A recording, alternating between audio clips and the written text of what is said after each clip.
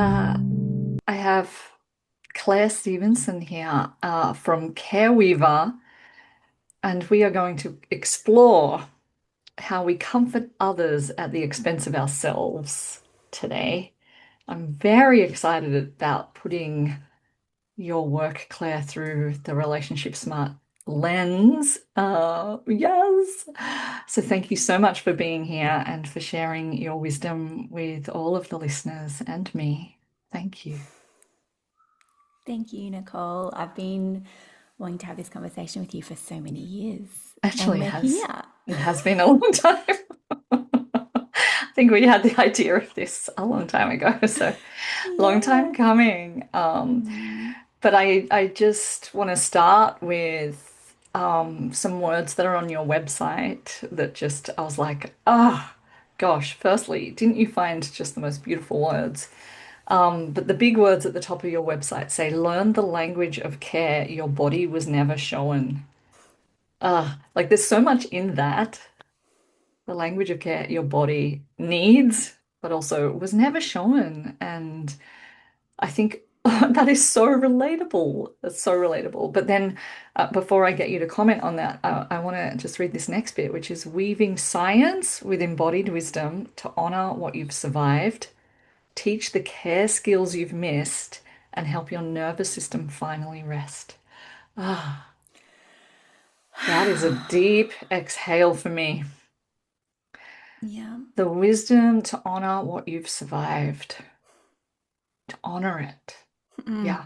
Embodied wisdom. So with our body to honor it, to teach the care skills you missed because you were never shown, and help your nervous system finally rest. Like, these are beautiful words.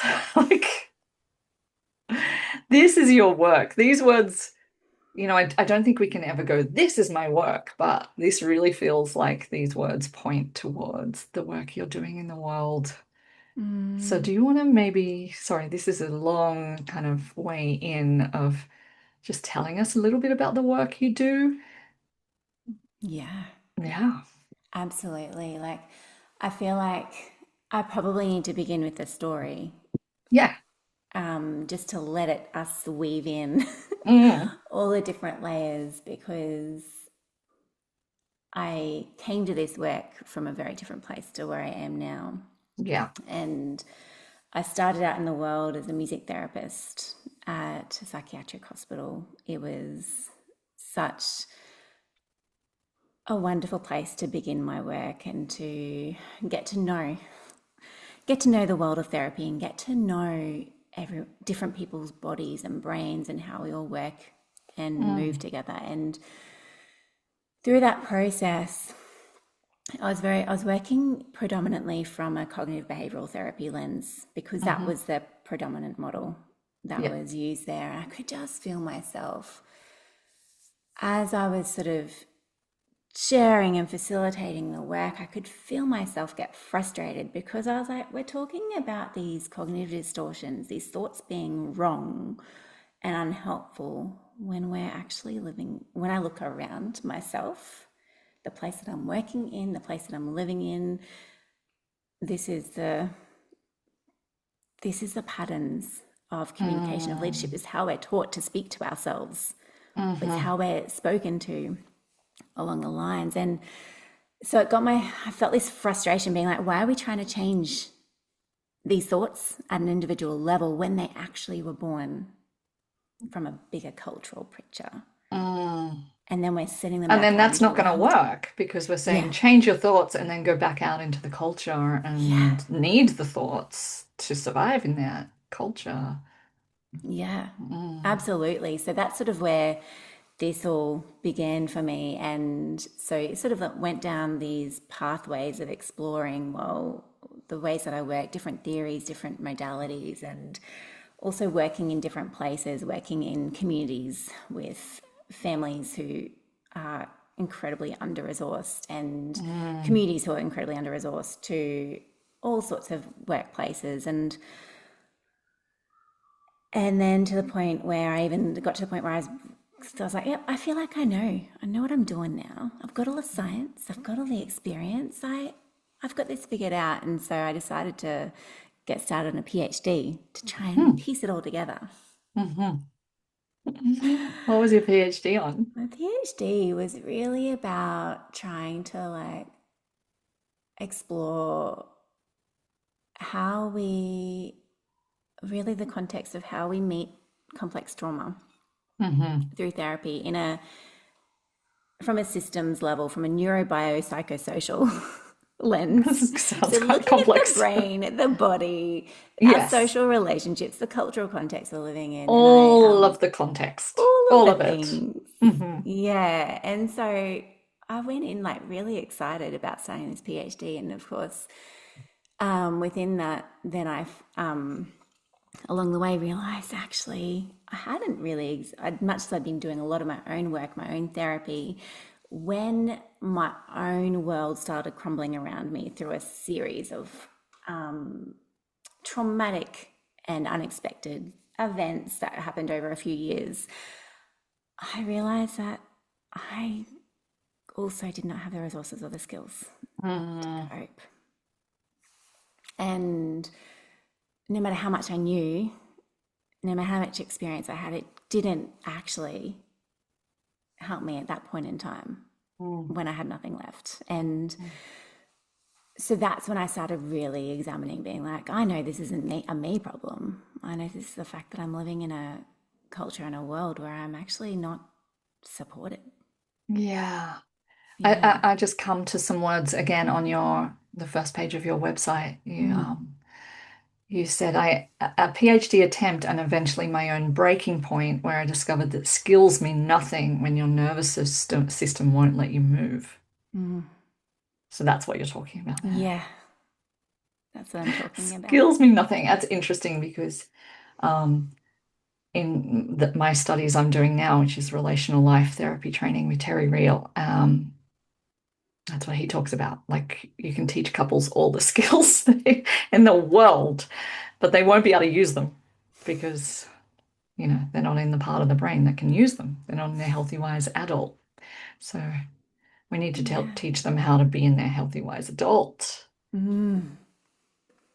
In order to be able to Yes. even practice those Yeah, so skills. Yeah. skills and you're in a psychiatric kind of like initially in that psychiatric kind of ward context, Yeah. teaching cognitive behavioral therapy skills to change thoughts are very hard to use.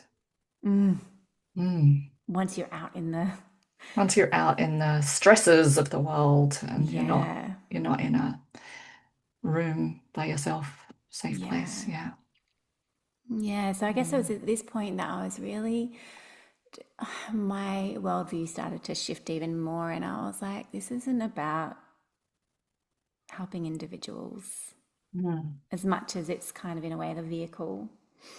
Um, I work with one-on-one individual humans, yet it actually isn't about us as individuals. It's about something bigger than this. And yeah, how can we tend to the cultural soil that we're living in a Oh, no, way that no small job for you, Claire. yeah.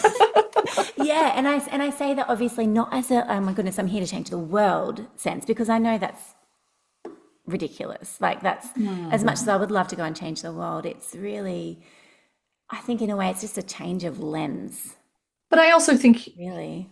we all have a part in changing that, so Yeah. your work is not lost. And I think it's part of the zeitgeist and adding to other messages that have had, have similar vibes to them, resonances to them. Like it all, Yeah. like as humans, we need to hear messages over and over and over and over and over and over again for them to become normalized and familiarized for us Yeah. to take them in as safe. So yeah, So true. All of that. Yeah. so Yeah. you are changing the world, is what I'm saying. Thank you. Moment by moment. Moment by moment, individual by Mm. individual, household by household. Yeah. Yeah, message by message. You Yeah. also work with groups as well. So Yeah. yes, it's not just individual. You do. That's So right. bring us to the work you do. Mm. So now along the way, I've then integrated all different skills along, still with my music therapy roots, and integrating it with some brain-based therapies, neuropsychotherapy, with body-based therapies, somatic sensory-motor psychotherapy is the primary modality that I'm trained in, somatic-wise, and integrating them in with this cultural lens to support individuals as they're meeting, whether that's chronic pain, complex trauma, attachment disruption, chronic health, neurodivergence, or a mixture of all of the above, Mm. and meeting them through this lens of care, Mm. of what care looks like beyond the shame that we've actually grown up in and Mm. raised in. Can you talk a little bit more about the shame of care, Yeah, maybe? yeah, of course. So when I think about, so often when we think about care, we think it has to look or be a certain way, and we we all have our own different relationships with the word care, of what care even is, what it looks like, what it feels like, and we come in with those templates, right? And then we go into these spaces where we feel like, Spaces such as a healing center, a hospital, a doctor, or whatever, a therapist. yeah, Yeah. yeah, could be anyone or anything. And we go there looking for care and for that care to look in a particular way, except so often there's like a few different ways that care can look. One is you do what I say. If you do what I Oh. say, everything's going to be okay. Ah. Yep, you've just got to do the right thing. And So I'm the purveyor nothing of different. all knowledge and wisdom Yeah, about everything, including your body. yeah, yeah. Right. So there's that one aspect which then like leaves a sense of, oh my goodness, I can't do that.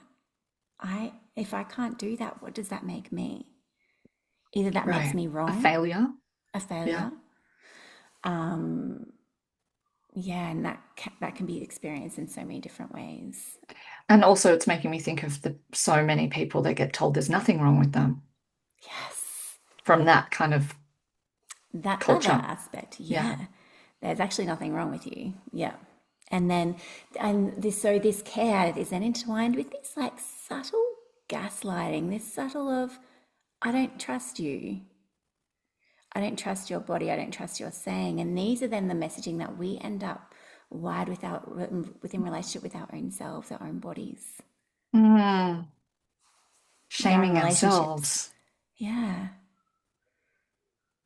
And then it kind of comes into our pedestaling of productivity, of getting on with it, of not having a problem, of not complaining, of just being productive, productive, productive. Yeah.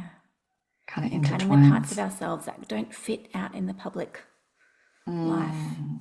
shutting them off, and then quietly shrinking ourselves along the way.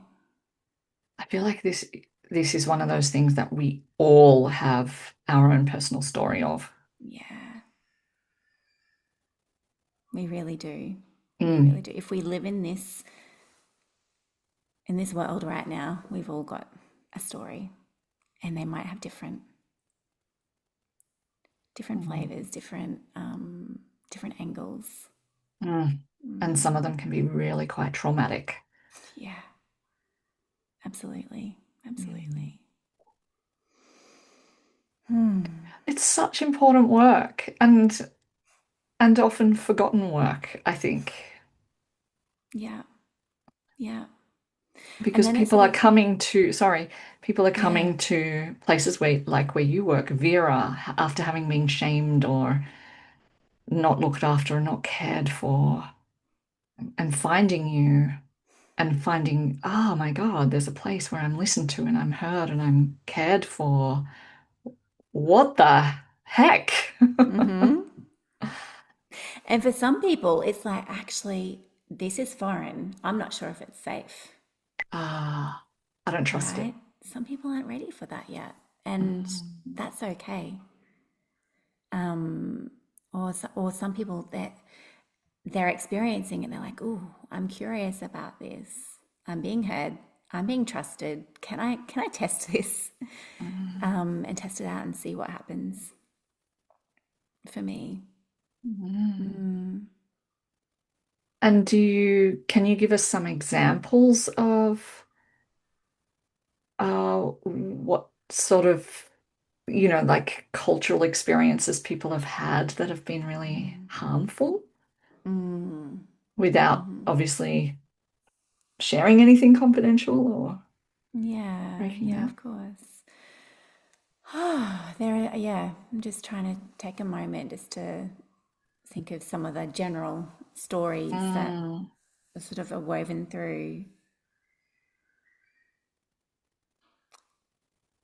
because there is the overt trauma, sexual, physical, emotional trauma that we're able to put into the box. Yes, that's trauma. mm, And that shows up in different contexts because it that shows up both within our own family relationships, dynamics that we've grown up in. It mm. can show up in the institutions Uh, that God, we yeah.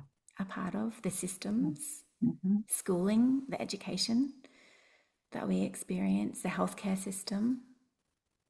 There's this sort of like, as I'm speaking, there's this almost this power of abuse of power that can yeah. happen within these different systems and along the way, incrementally, whether it's Mm, yeah, incrementally, there's just so many experiences of the same messaging that happen in mm, all of these different places that we receive care, our homes, our healthcare places, our schools, and I our feel like churches.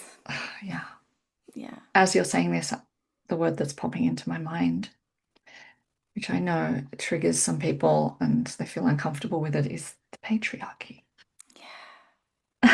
Because these systems have been set up on through an extreme kind of lens of conquer and own and compete. Yeah. And there's not a lot of space for care in that. Yeah. Yeah. Or care under those Mm. guises. Care under those guises, yes. Yes. Yeah. Um, and I actually had an experience of something this morning Mm, that made me go, actually, yeah, because what I would love to explore with you is how this can show up relationally in our relationships, in our intimacy. mm, Um, and I think we all have different family cultures we've come from where there's different versions of care, which will inform how we can care for each other, but also for ourselves, which all comes into that relational realm, right? How we care for yeah. ourselves impacts everything, and how we care for others. Um, but this morning, my husband woke up with a sore throat and stayed in bed. And I was thinking, as I kind of had to then manage the entire house, which is, I have an adult child and a nearly adult child. It's not like I have small kids. Mm, Um, I was thinking, when I have a sore throat, I don't stay in bed. And I was reminding myself that as my resentment was creeping in, because I was like, actually, he's not saying I can't stay in bed when I have a sore throat. I'm just not expecting that for myself. mm, And he has this capacity, I was going to say entitlement, but the capacity to actually go, no. Well, firstly, I don't want to infect everyone. And mm, secondly, I'm not well. So you can all tend to yourselves. It's not like you're Mm-hmm. babies. Like, but as the mother, I tend to not give myself that Mm-hmm. space, even when I know I need it, even when I know I want it, even when I'm like, I'm nearly like feel like I'm waiting for someone to offer it to me and not Mm-hmm. giving it to myself. And then Mm-hmm. I'm cranky at the people who don't offer it to me. Oh my God, there's so much here. So much in this, isn't there? Yes. As the as the one conditioned into the caretaking role, it's very hard Yeah. to see Oh, this and to go, yeah, good on you. Good on you. good on you. What can I learn here? Like, actually, I'm impressed. I think it's great. I think it's great. And actually, it's permission Mm. is how I like to reframe it. It's permission. Next time I have a sore throat, quite right. I stay in bed. And as you're speaking, what I heard is actually the act of caring for ourselves sounds so simple, right? Oh, I just stay Well, in bed. that's the beauty of the work you do. Is it's like But it's not this that is so simple, is it? complex. This is so It's so, complex. so complex. And yeah, as I heard you speaking, I was like, I could hear each of those little moments Mm, that actually require so much. It's not even awareness or skill, but this efforting that goes into mm, caring when it's just so not a familiar experience mm. within our bodies. Yeah, so actually what was asked of me is to care for him. And Mm. I'm like, I'm not doing, I did take him a cup of tea and all of that, but I wasn't actually doing a very caring job. I wasn't being the one inviting him to stay in bed and saying, I'll look after everything, which is what I want. Claire. Oh, Oh, and I'm not actually modeling the behavior I want. I'm not firing up, which is the effort. mm. Hmm. Yeah, And this all comes back round to, of course, is that we're actually living these really unrealistic lives, right. right? Every one of us, whether we're a child, we are an adult, we are a young person, we're a single, we're partnered, whatever context we're placed in, we're expected to do more with less. Yeah. Like that's just the reality of the world that we're living in. And the word you used was resourced. We're not Yeah, resourced. we're not resourced. So back in the day when we were resourced, were we ever? When we were living in villages and communities and we maybe lived in multi-family houses, multi-generational houses, is that when we were resourced? Well, you know what? I'm really conscious not to actually idealize Any any era? other era Mm, because I think that it's so much more nuanced and complex than yeah. we can even say, and And then, where we can speak now from the four walls of living in a home. If we're privileged, we live in these four walls yeah. of a home, Mm, and yet those four walls give us privileges, but they also hinder us in so mm, many ways mm, too. And so I feel less inclined to idealize any particular time. mm, But yet, what I feel like incredibly aware of is actually how over time, over generations, there's been quite this quiet removal of care. mm, So, first of all, the industrialization came in and jobs became a thing. mm, And that meant men went into the workforce, mm. And women women were stayed. left to Like care, doing there's all this of that other gender. gender. And then gradually over generations and years and while we've been moving towards progress in some parts of our lives, actually over time care has diminished. It's been Mm, institutionalized, it's been professionalized, and so here we are trying to pick up the scraps and figure out, make the difference of this care that mm, is still needed, Mm. but we don't have the resources to meet. So So I feel part, the weight of that. yeah, yeah, me too. Mm, But I do think like all of us, I suppose it's industrialization to a degree of moving into the city and away from family and away from community and even mm, the dismantling of, for most of us, of the community of church and yeah. um that all adds, that's like a big sort of I'm nearly picturing a Venn diagram, but I'm also um sensing that a piece of it is attachment care, Mm, like yeah. like emotional care. And I think Yeah. that's also been, I don't know if we as humans we're ever brilliant at it. And I think we're probably really quite aware of certain aspects of what we need now more than ever.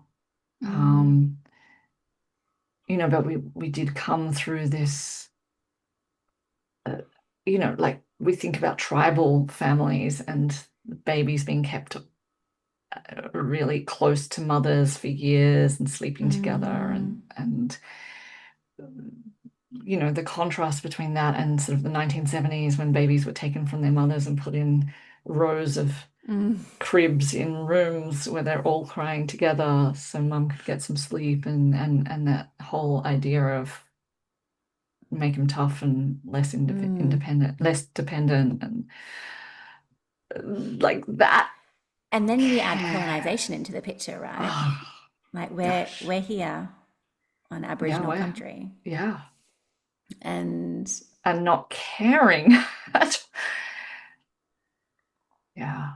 yeah, And not caring about the earth and not yeah, caring about the consequences of racism and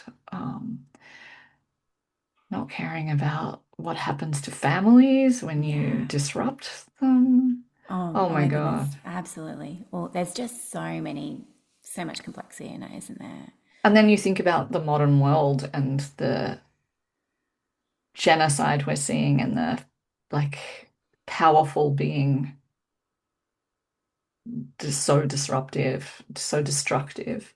Mm, And you think you kind of have to not care to some degree. You care, but you're powerless, and so you have to manage how much you care about everything in order to function mm, and to bring that care into your children or your clients or your family or mm. care is huge, Claire.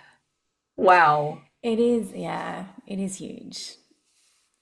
It is huge. Hmm. And yet here we're being told to just go care for yourself. Yeah, so maybe stay Mm, there for a sec. So this whole mm, self-care movement, which is great, it's mm. important. We do need to go care for ourselves. But tell us where the pitfalls and well, yeah, where the pitfalls are. Well, I feel like self care in general, that in itself is a pitfall in the first place. Really bringing it down to that individual level is an enormous pitfall because care is a relational Right. thing. Whether we're being in relationship with our body, within relationship with another person, within relationship with an animal, with the earth, with food, we're in relationship, and it sort of almost commodifies this idea of like packages it up into this simple thing. Just do Go this. go have a spa day. Go have a Go spa get your day. nails done. Go Go get your have a nails done. massage. Yeah. Go. Meanwhile, for some people, going and having a shower every night is actually incredibly challenging. Mm, Feeding ourselves a meal is incredibly challenging. And doing this all as we're expected to do it in isolation. Well, some people, there's like this element of being able to thrive behind closed doors, independently, individually, because you can shut off all the ugly parts of yourself mm. from the world. There's like this real, I can see the value in that, right? Yet along the way, we miss the complexities of what it takes to do these, make these movements towards care. And the way that I speak to it, this is from a very much a sensory psychotherapy lens, very much about these, I refer to them as skills. I'm not sure if that's the right word for it, but the practice of care involves all these micro steps along the way Mm. Mhm. to be able to actually make that move towards the food and eat it, make Mhm. it and eat it if we're actually going to be making it. Um, it takes so many little micro steps and moves and decision points that we're not actually Mhm. really aware of until we Mhm. can't care for ourselves at all Mm. anymore. And so I try to break these down into sort of 6 skills or practices or movements that we can practice and build with, not only within relationship with ourselves, but also in relationship to our homes, Mhm. to other people, however, whatever our capacity is beyond that. And these are kind of like my understanding of your 6 stages are that these are Mm. micro and macro to some degree. Like Yes. they're micro in that I want to feed myself, and these are the 6 stages, but they're also macro in that they help us explore where our own barriers are to care. Yeah. Mhm. Yeah. Yeah. Mm. Macro, looking at it from a relationship level and from a Mm. community level. Mm. And I think it allows us to see how so many of the people have been, like, we shut out the ugly parts of ourselves away from public life, but the Mhm. people who've been marginalized because they don't fit in the conditions, Mm. it really allows us to look at the bigger picture and go, well, actually, of course, these people have struggle Mm. with care because they don't have the resources. Mm. And we can do all of the government funding initiatives that we Mm. like, but it's actually it's Yeah. cultural barriers Yeah. between us and Yeah. care. Yeah. Mm. And I'm just thinking about the funk my neurodiverse daughter can sometimes get into when she's, burnt out and overwhelmed, and she gets into funks where she cannot care for herself and she really needs help. And I think about that. Mm, yeah. Mm-mm. And Yeah. so these 6, oh, sorry, just back to that. The other thing Mm. that was I was thinking as you were speaking was how that whole idea of self-care, one of the big pitfalls as well. I think you kind of mentioned it, but not specifically, is money. Like it's all expensive. Like, and that's not Yes. accessible to everyone. And who benefits Mm, from that, right? Who benefits? I even think about this in myself as a therapist, and I'm a low level mm, benefit from this, and from a financial perspective, of like, oh, people come and pay me money, I benefit from that, mm, and so they can create and develop what they need. But then we look at the industries that are like billion-dollar industries, mm. Promising care. promising care, yeah, Mm. but actually we're not getting the real thing. And so, what do we actually really want when we want and need? When we want and need Mm, self, when we need self, when we're going, okay, self-care, that's what I need. I need to look after myself. I need to access this myself. What are we actually seeking, do you reckon? And mm, what's the answer? Oh, that's a big question. mm. You don't have to answer that. Big question. Like, this would be like totally me just riffing, But I think so many of us just carry these massive gaping holes in our hearts of isolation, of not belonging, not fitting in, not feeling connected. I feel like that's what we're looking for. And feeling like it's our fault or something that we Yeah, don't. Mm, yeah. And so we try to do these self care or care things, and they don't quite hit the spot, but they give us a bit of a hit of something. And so it can feel part of the cycle. If I just do more, maybe mm. everything will be okay. Maybe I'll belong again, finally. So how do we navigate this, unpack this, Mm, and hit the spot? hit the spot, I yeah. mean, some of your offerings sound like they really do because you have created some uh movement groups, some sense and soma and embodied movement group. So you get this sense of community, you get to move your body, you get connection and safety. You've got a 3 month group experience as well. Going through those 6 stages is my Mm, understanding of that. Um, yeah, yeah. tell us more about how you believe we change this.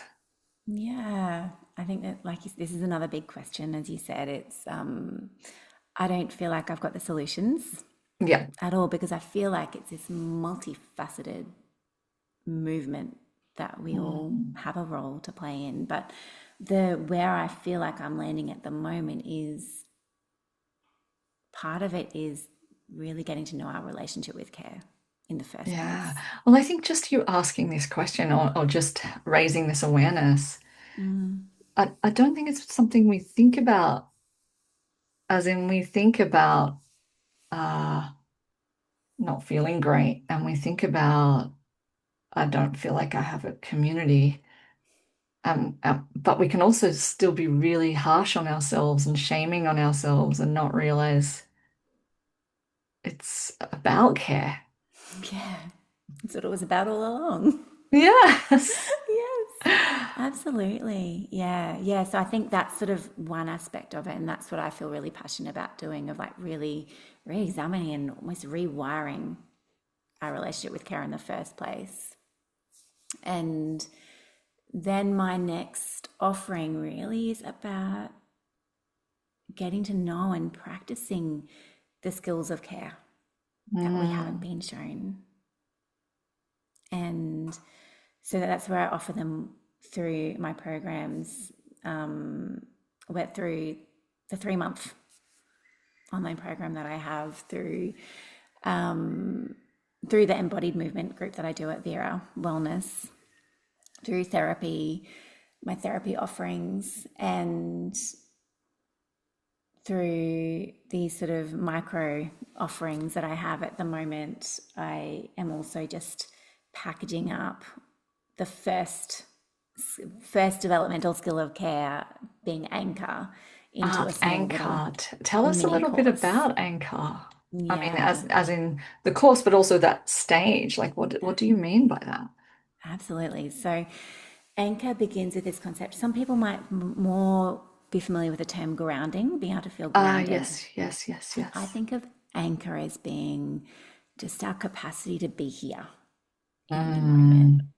To be present, to be to be present. here, not in Yeah, our head, not disassociated, disembodied. yeah, It's yeah. huge. And that's We huge in itself. we And I think, struggle with that as yeah, modern day humans. We're not mm-hmm, out in the fields using our bodies. We're often using our heads and yeah, thinking, and trying to solve everything. Wow. absolutely, Yeah. absolutely. And that even that skill in itself isn't as simple as going and doing meditation or doing some movements and Mm, you're here.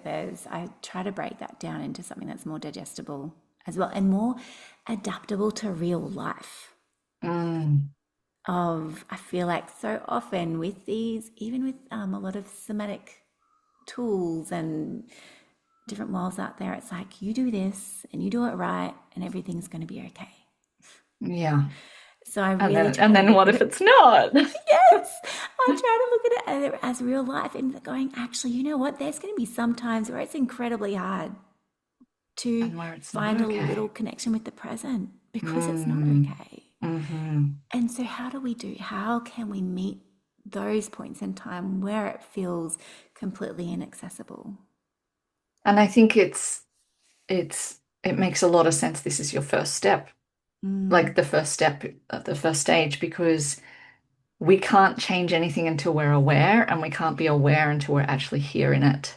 Like we need to be yeah, 2 feet into our reality before we can yeah, go, oh, actually, this is what's been going on. This is my patterns. This is where I'm stuck. This is what sucks.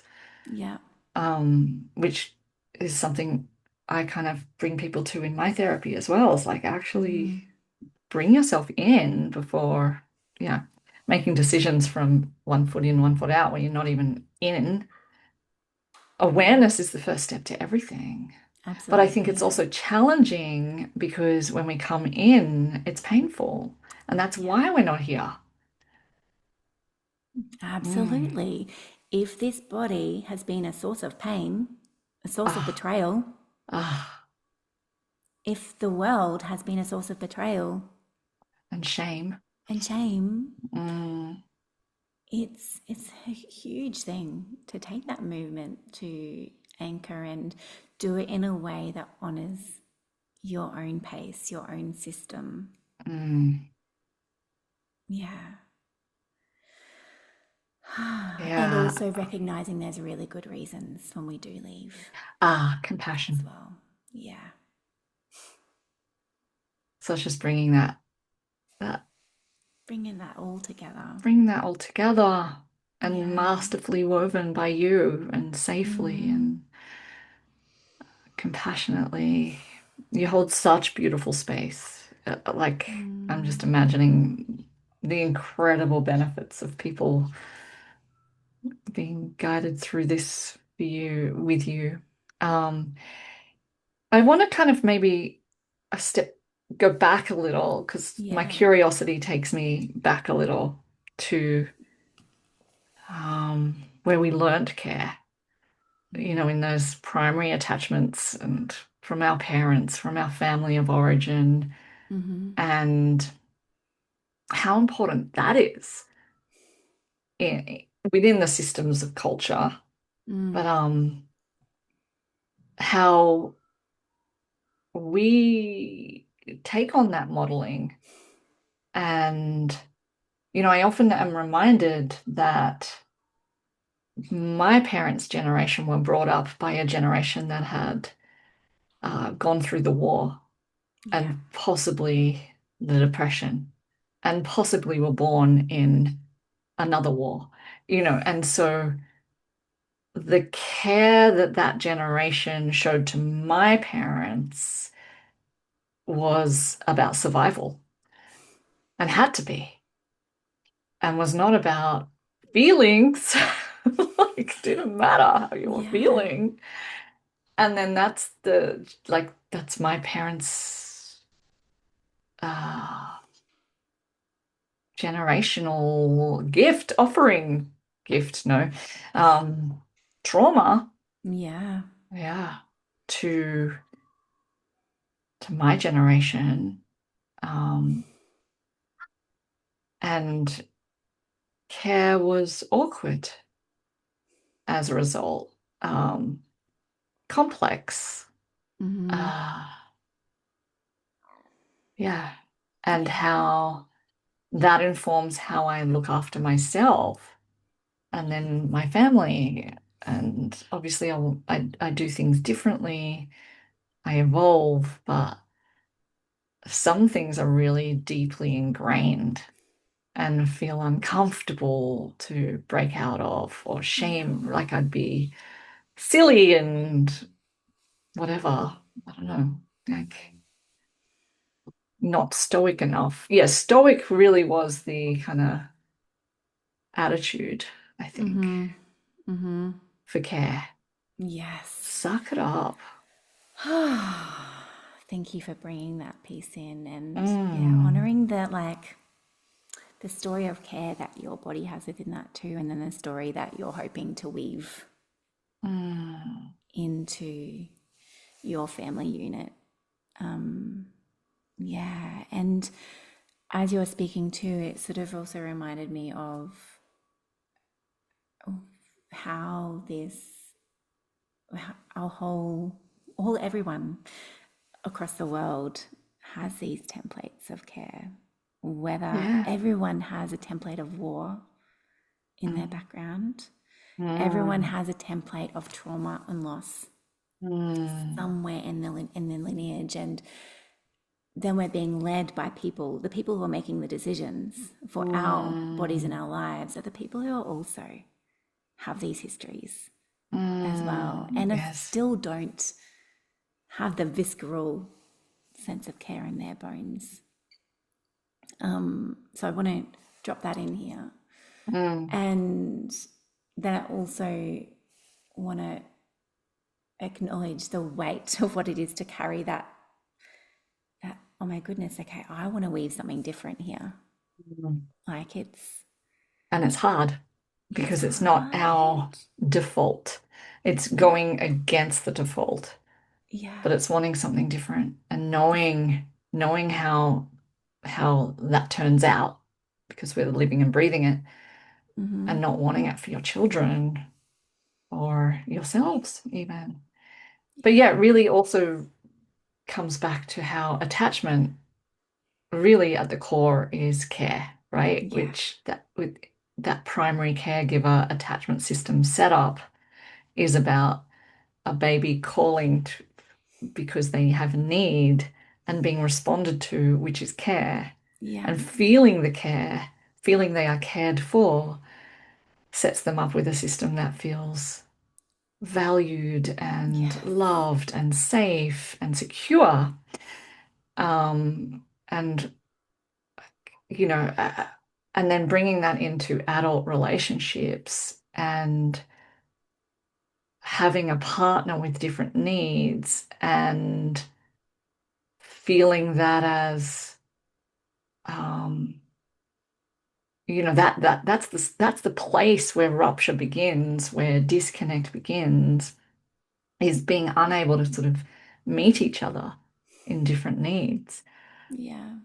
and not have that level of care and compassion. And I think we can all say we have experienced that. We have Yeah. both felt the brunt of that, but we have also uh, offered that. What's the word? My words are really failing me. Have given Delivered that, it. delivered, Delivered. delivered. Thank you. Yeah.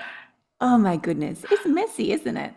Like, So complex. it's like, yes, we have this picture of how we'd love it to be Mm, for these babies, for these families. Like, oh my mm, goodness, how beautiful would mm, that be if that were the story? And also knowing that this is generations and generations of work. We're doing mm, our piece, and I say this because I know that I did not have the capacity to give care mm. in the way that I would have loved Do you mean to as a my mother? children as a mother. Yeah, yeah, yeah. Yeah. I knew that what I wanted to be able to do, but the reality was that I Oh, was there's living a in this gap. culture where Yeah. I wasn't cared for and supported at a time when I needed it most. Oh my God. And as that new mother, Yeah. there's such a gap in our culture, isn't there, of There's a care? huge gap. Mm, And so I really want to say, yes, let's hold this vision of what's possible, and let's also honor what we're mm, moving through as well as we practice receiving care and mm, practicing figuring out how to get that care when it doesn't exist. So what do we do? Tell us. What do we do? What do we do when it doesn't exist? Mm. Mm, When we I really need care when we and when yeah, we're not sure where to get it. yeah, And I think this is all of us. yeah, yeah, yeah, all of us. And I know for me, when I really needed it and there was none around that I could see, Mm, it that was where I lent into my own practices and experimenting. And it's also where well, I was fortunate to be moving through a therapeutic process. So I had a therapist present, and you had therapeutic with knowledge through and I had my studies and therapeutic knowledge. experience and yeah, Yeah. yeah. So you And lent into so that. I And lent I into just want to that. also differentiate what you were saying the pitfall of self-care is the Yeah. against the benefits of it as well, like having Yes. practices and processes Yes. that you can lean into are Absolutely. really incredible and beneficial. Yeah. Yeah. It's just Absolutely. that And so you as a shouldn't be result of that, alone, but you can do some good stuff. yes. And we can practice them in relationship with our bodies, with our younger selves, with the parts of Mm, ourselves that need care but haven't been able to mm, get it. mm, And some of us, that's where we begin, and some of us begin in relationship. But mm, I had to begin with myself. mm. Um, And you yeah, I have think that's, some free practices mm, available.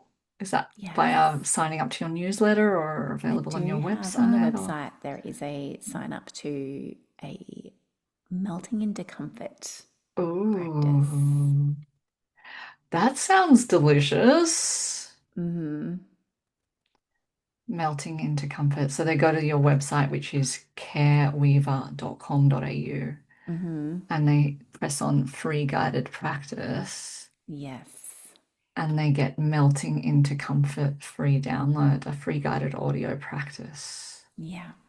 Ah, delish. Yes. And there I also share the what's between us and comfort when we've grown up having to comfort everyone else,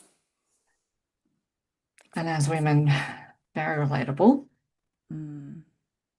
Do you want to just say something uh, just about where patriarchy has led women to comfort everyone else at the expense of themselves? Mm. Because actually, that is the title of our podcast episode, so probably a good place to go. Let's speak about all that. Yeah.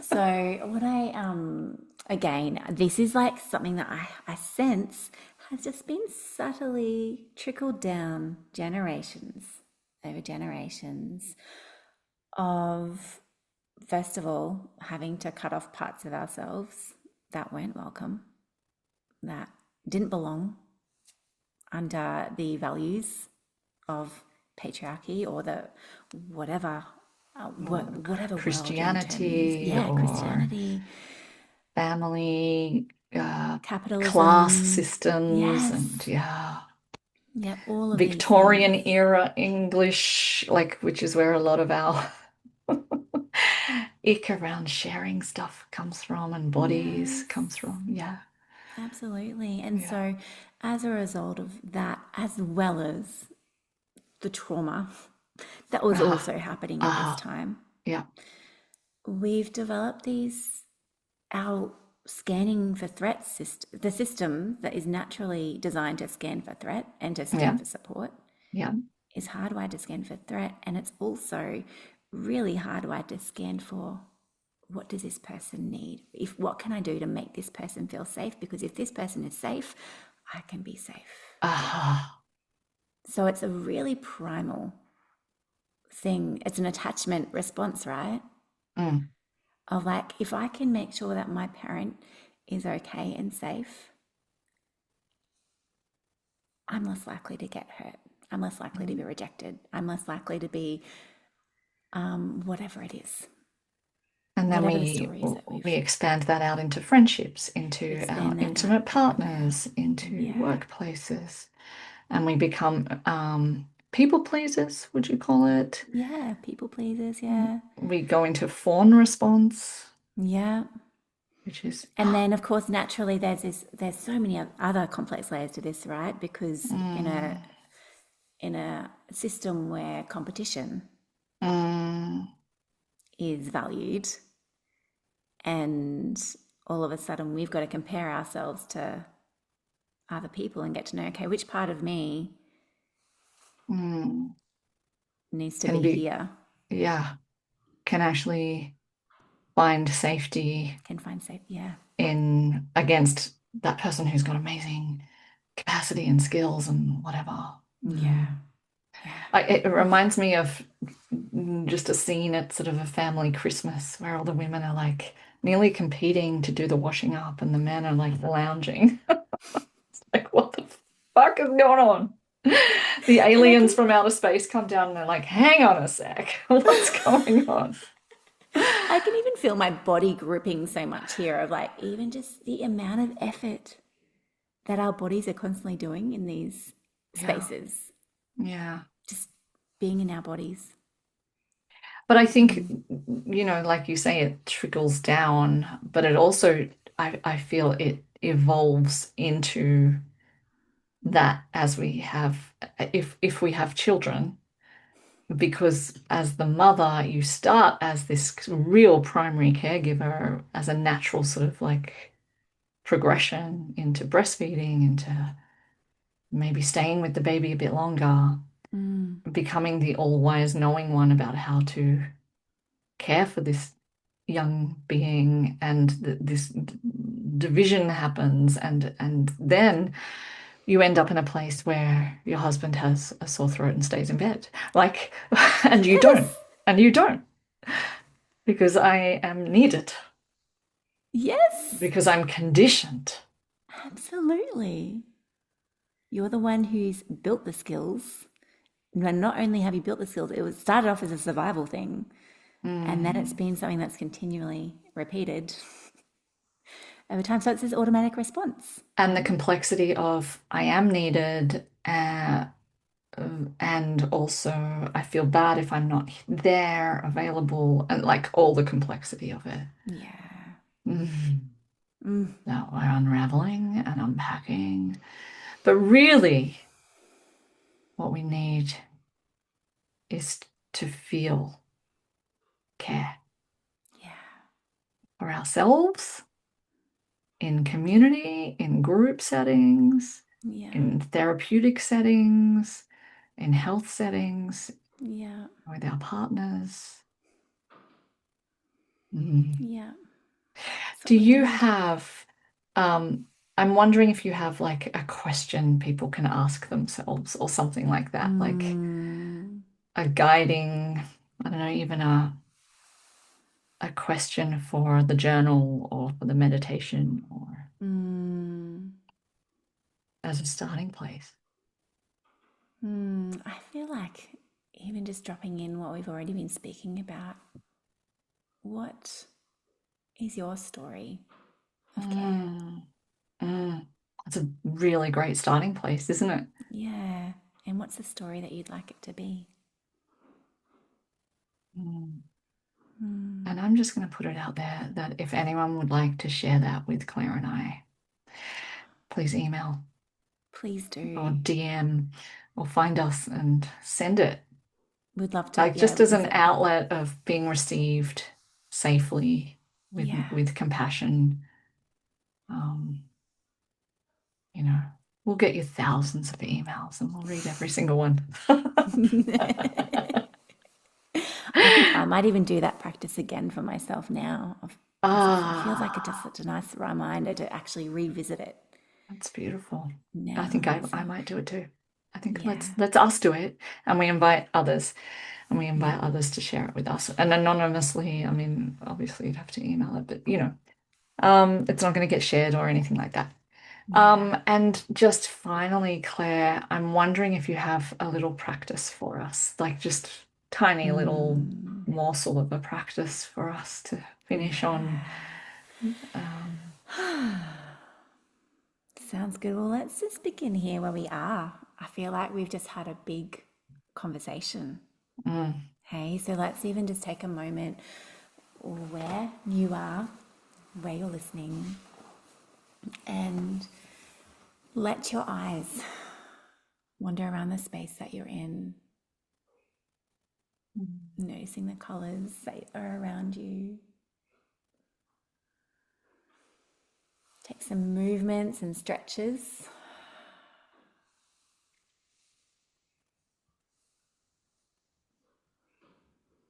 And just take a moment to notice what's moving in you, whether it's a thought in your mind, a sensation, or emotion. Just notice what's here.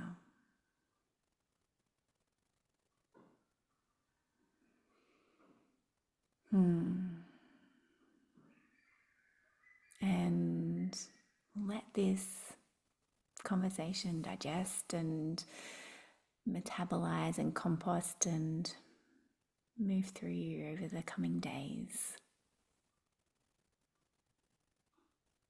Yeah, and let that be enough. mm. Yeah, I think there's a lot to digest there. Yeah, Mm. Thank you so much. I think thank your work you. is just beautiful. I think you hold such beautiful space for people's care, a very caring, comforting space, and your beautiful offerings. People should definitely check out. And, you can start with the free one Sounds good. and also find you on Instagram. What's your handle? Claire.Stephensen I think that's it. Claire.Stephensen. at Claire.Stephensen. Yeah. Yeah, Yeah. And you have really beautiful little embodied practices on your Instagram as well. Really, really great stuff. lovely. So thank you so much for sharing with us today, Claire. Thank you, Nicole.